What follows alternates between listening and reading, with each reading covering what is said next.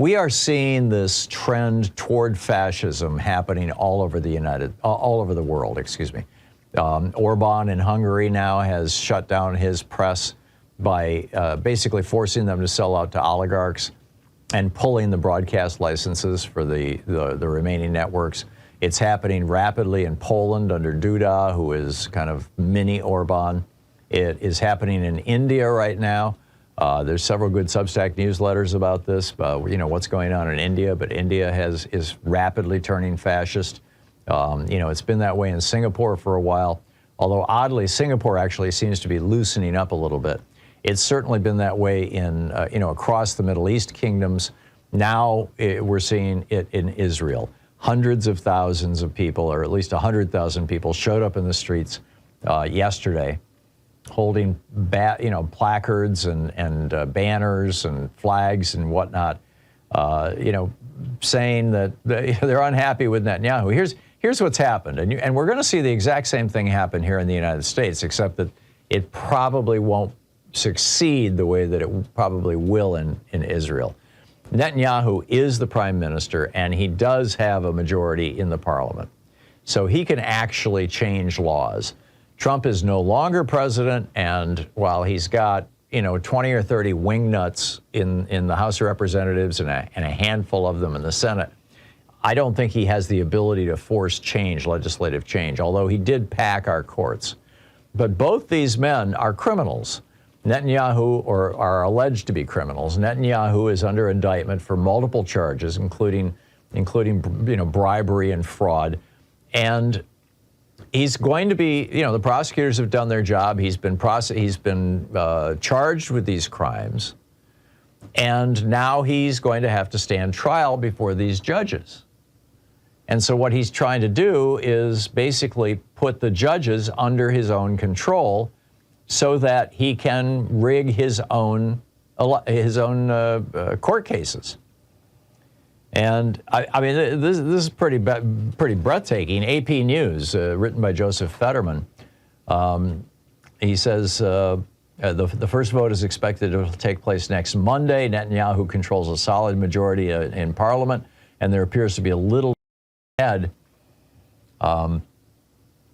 He said, in the works is a proposal to give Parliament the power to overturn Supreme Court decisions it does not like, moving Israel toward a system like Hungary and Poland, in which the leader wields all control over all major levels of power.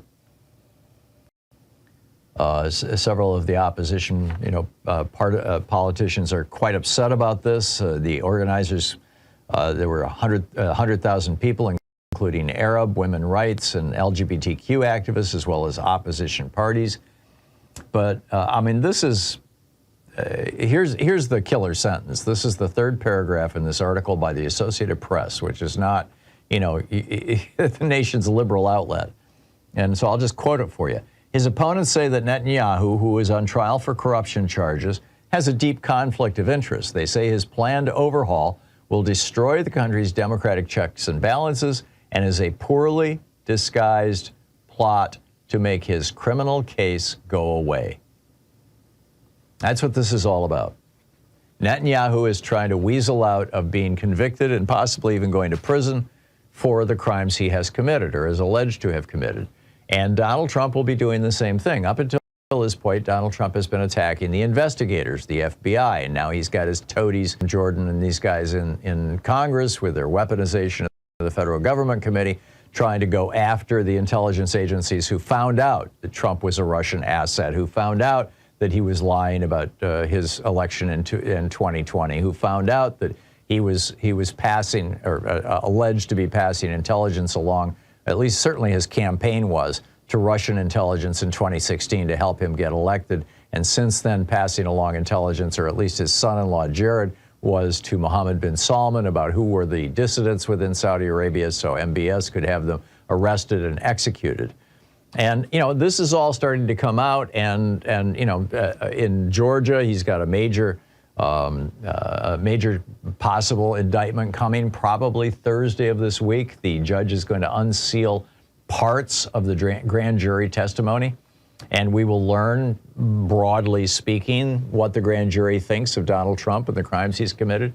And I'm fully expecting Donald Trump will at that point stop attacking the FBI, stop attacking the Georgia Bureau of Investigation, stop attacking the police and the Capitol Police and everybody else who was injured or who was in opposition to his schemes, and start a judiciary. He's done this before. When Trump University was being prosecuted for a fraud for which he ended up pleading, being convicted and having to pay $25 million in restitution to the people he had scammed. Donald Trump pointed out that the judge, his name was Curiel, was his last name, which is an Hispanic name. Curiel was born in like Chicago or New Mexico or something, but his parents were from Mexico, and so Trump kept calling him a Mexican judge. Now Trump is regularly pointing out over on his Nazi-infested message board, Truth Social, he's constantly pointing out that the prosecutor in Atlanta who's going after him, Fani Willis, is black. The state attorney general in New York who's going after him, Letitia James, is black. The Manhattan district attorney who's going after him, Alvin Bragg, is black. And I'm from Trump's point of view, or at least from his statements, he's saying this is black people out to get me because I'm a white guy. I'm wondering, where are the white prosecutors? I mean, what Trump did in Georgia, he did in at least 5 other states. I mean, we may not have tape recordings of it, but we certainly know that we have fake electors. The Trump campaign coordinated with them to get these fake electors out. But none of these white prosecuting attorneys want to go after Donald Trump. What's the deal? I'm just, baffled by this.